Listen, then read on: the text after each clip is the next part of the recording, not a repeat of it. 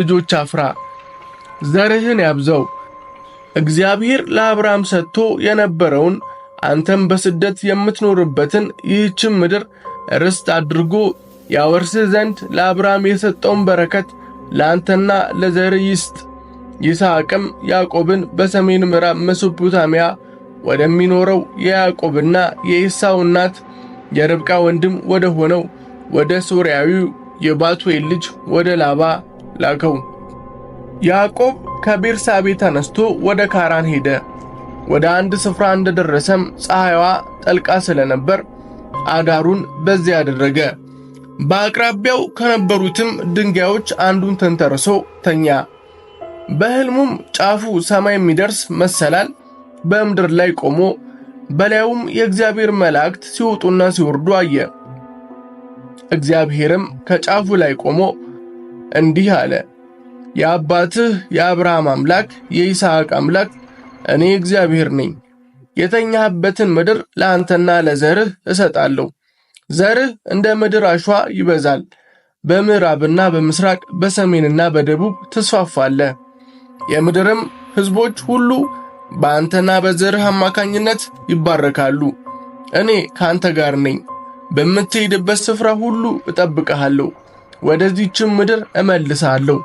የሰጠሁህን ተስፋ እስከምፈጽምልህ ድረስ አልተውክም አለው። ያዕቆብም ከእንቅልፉ ሲነቃ በእውነት እግዚአብሔር በዚህ ስፍራ አለ፣ እኔ ግን ይህን አላወቅኩም ነበር አለ። እርሱም በፍርሃት ይህ ስፍራ እንዴት የሚያስፈራ ነው! ይህስ ሌላ ሳይሆን የእግዚአብሔር ቤት መሆን አለበት፣ የሰማይ ደጅ ነው አለ። ያዕቆብም በማግስቱ ማልዶ ተነሳ።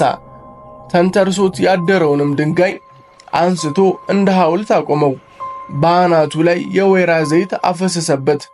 ያንንም ቦታ ቤቴል ብሎ ሰየመው። ከዚያም ያዕቆብ እንዲህ ሲል ተሳለ፣ እግዚአብሔር ከኔ ጋር ቢሆን በምሄድበትም መንገድ ቢጠብቀኝ፣ የምበላው ምግብ የምለብሰውም ልብስ ቢሰጠኝ፣ ወደ አባቴ ቤት በደህና ቢመልሰኝ፣ እግዚአብሔር አምላኬ ይሆናል። ይህ ሐውልት አድርጌ ያቆምኩት ድንጋይ የእግዚአብሔር ቤት ይሆናል። ከምትሰጠኝም ሀብት ሁሉ ከ10 እጅ አንዱን ለአንተ ሰጣለሁ አለ። ያዕቆብም ጉዞውን ቀጠለ። የምስራቅም ሰዎች ወደሚኖሩበት ምድር ደረሰ። እዚያም በአንድ ሜዳ ላይ 3 የበግ መንጋዎች ተኝተው በነበሩበት አጠገብ የውሃ ጉድጓድ አየ። የበግ መንጋዎቹ የሚጠጡት ከዚህ ጉድጓድ ሲሆን የጉድጓዱም አፍ ትልቅ የድንጋይ መክደኛ ነበረው።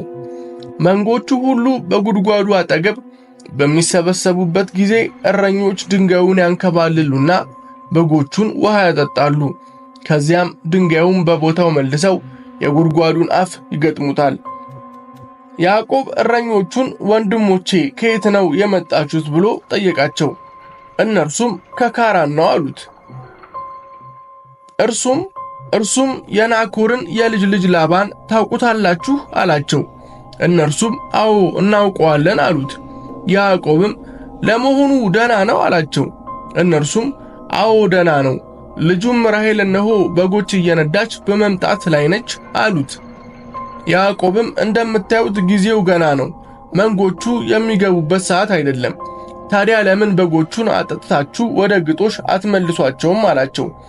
እነርሱም መንጎቹ ሁሉ ተሰብስበው ድንጋዩ ከጉድጓዱ አፍ ካልተንከባለለ በስተቀር አንችልም፣ ከዚያም በጎቹን እናጠጣቸዋለን አሉት። ያዕቆብ ከእረኞቹ ጋር በመነጋገር ላይ ሳለ ራሔል እረኛ ነበረችና የአባቷን በጎች እየነዳች መጣች። ያዕቆብ የእናቱን ወንድም የላባን ልጅ ራሔልን እንዲሁም የአጎቱን የላባን በጎች ሲያይ ወደ ጉድጓዱ ሄዶ ድንጋዩን ከጉድጓዱ አፍ አንከባለለ፣ የአጎቱንም በጎች አጠጣ። ከዚያም ያዕቆብ ራሔልን ሳማት፣ ድምፁንም ከፍ አድርጎ አለቀሰ። ያዕቆብም የአባቷ ዘመድና የርብቃ ልጅ መሆኑን ለራሔል ነገራት። እርሷም ሮጣ ሄዳ ይህንኑ ለአባቷ ነገረችው። ላባም የእህቱ ልጅ ያዕቆብ መምጣቱን እንደሰማ ሊቀበለው ፈጥኖ ወጣ። አቅፎም ከሳመው በኋላ ወደ ቤቱ ይዞት ሄደ። ያዕቆብም ሁኔታውን ሁሉ ለላባ ነገረው። ላባም ያዕቆብን አንተማ የአጥንቴ ፍላጭ የሥጋዬም ቁራጭ ነህ አለው። ያዕቆብ 1 ወር ሙሉ አብሮት ከተቀመጠ በኋላ ላባ ያዕቆብን ዘመዴ በመሆን ብቻ በነፃ ልታገለግለን አይገባምና ደሞዝህ ምንድነው አለው። ላባ 2 ሴቶች ልጆች ነበሩት። የታላቂቱ ስም ሊያ፣ የታናሺቱ ራሔል ነበር። ሊያ አይነ ልም ስትሆን ራሔል ግን ቁመኗ ያማረ መልኳም የተዋበ ነበር። ያዕቆብም ራሔልን ስለወደዳት ታናሺቱ ልጅህን ራሔልን የምትድርልኝ ከሆነ 7 ዓመት አገለግልሃለሁ አለው። ላባም መልሶ ለሌላ ሰው ከምድራት ላንተ ብድራት ይሻላል፣ እዚሁ አብረኸኝ ተቀመጥ አለው። ያዕቆብም ራሔልን ለማግኘት ሲል 7 ዓመት አገለገለ። አጥብቆ የወዳትም ስለነበረ 7 ዓመት እንደ ጥቂት ቀን ሆኖ ታየው። ከዚያም ያዕቆብ ላባን እነሆ የተባባልነው ጊዜ አብቅቷል፣ ስለዚህ ሚስቴን አስረክበኝና የባልና የሚስት ወጋችንን እናድርስ አለው። ስለዚህ ላባ የአካባቢውን ሰዎች በሙሉ ጠርቶ ሰርግ አበላ። ሲመሽ ግን ላባ ልጁን ሊያን አምጥቶ ለያዕቆብ ሰጠው። ያዕቆብም አብሯት ተኛ። ላባም ዘለፋ የተባለች አገልጋዩን ለልጁ ለሊያ ደንገጡር እንድትሆን ሰጣት።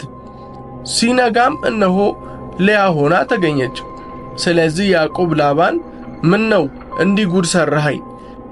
ያገለገልኩህ ለራሔል ብዬ አልነበረምን? ታዲያ ለምን ታታልለኛለህ አለው። ላባም እንዲህ አለው፣ በአገራችን ታላቋ እያለች ታናሿን መዳር የተለመደ አይደለም። ይህን የጫጉላ ሳምንት ፈጽምና ሌላ 7 ዓመት የምታገለግለን ከሆነ ታናሺቱን ደግሞ እንሰጣለን አለው። ያዕቆብም በነገሩ ተስማማ። ከሊያ ጋር ተሞሽሮ 7 ቀን ከቆየ በኋላ ላባ ልጁ ራሔልን ለያዕቆብ ዳረለት። ባላ የተባለች አገልጋዩንም ደንገጡር እንድትሆናት ለራሔል ሰጣት። ያዕቆብ ከራሔል ጋር ተኛ። ራሔልን ከሊያ አብልጦ ወደዳት። ከዚያም የተነሳ ሌላ 7 ዓመት ላባን አገለገለው። ያዕቆብ በላባ ቤት ሳለ 11 ልጆችን ወለደ። ከመጀመሪያ ሚስቱ ሊያ 6፣ ከሊያ አገልጋይ 2፣ ከሁለተኛ ሚስቱ ራሔል 1፣ ከራሔል አገልጋይ ደግሞ 2 ልጆችን ወለደ። ራሔል ዮሴፍን ከወለደች በኋላ ያዕቆብ ላባን እንዲህ አለው፣ ወደ ገዛ ቤቴ ወደ አገሬ እንድመለስ አሰናብተኝ። የድካሜ ዋጋ የሆኑትን ሚስቶቼንና ልጆቼን ስጠኝና ይዣቸው ልሂድ። መቼም የቱን ያህል እንዳገለገልኩ ታውቃለህ አለው። ላባም እንዲህ አለው፣ በጎ ፍቃድ ቢሆን እባክህ እዚህ ከኔ ጋር ተቀመጥ። ምክንያቱም እግዚአብሔርም በአንተ ምክንያት እንደባረከኝ ተረድቻለሁ። ይልቅስ ይገባኛል የምትለውን ደሞዝ ንገረኝና እከፍልሃለሁ አለው። ያዕቆብም እንዲህ አለው፣ መቼም እንዴት እንዳገለገልኩ ከብቶችህ በእኔ ጥበቃ ምን ያህል እንደተመቻቸው አንተ ታውቃለህ። እኔ ከመምጣቴ በፊት ጥቂት የነበረው ሀብትህ ዛሬ ተትረፍርፏል። በተሰማራሁበት ሁሉ እግዚአብሔር በረከቱን አብዝቶልሃል። ታዲያ ስለ ራሴ ቤት የማስበው መቼ ነው አለው። ላባም ታዲያ ምን ልስጥ ሲል ጠየቀው። ያዕቆብም መልሶ እንዲህ አለው፣ ምንም አትስጠኝ፣ ነገር ግን የምጠይቅህን አንዲት ነገር ብቻ ብታደርግልኝ ከብቶችህን ማገዴን እቀጥላለሁ። በመንጎቹ መካከል ዛሬ ልዘዋወርና ከበጎቹ መካከል ዥንጉርጉር የሆኑትን ነቁጣ ያለባቸውን ጥቋቁሮቹን እንዲሁም ከፍየሎቹ ነቁጣ ያለባቸውንና ዥንጉርጉሮቹን ልምረጥ። እነዚህ ደሞዜ ይሁኑ። ወደፊት ደሞዜን ለመቆጣጠር በምትመጣበት ጊዜ ታማኝነቴ ይታወቃል። በመንጎቼ መካከል ዥንጉርጉር ወይም ነቆጣ የሌለበት ፍየል ወይም ጥቁር ያልሆነ ቢገኝ ያ እንደተሰረቀ ይቆጠር አለው። ላባም እሺ ይሁን ባልከው ተስማምቻለሁ አለው። ከዚህም ነገር በኋላ ያዕቆብ ለ6 ዓመት ስለ መንጎቹ ሲል ላባን አገለገለው። በዚህም ሁኔታ ያዕቆብ እጅግ ባለጠጋ ሆነ።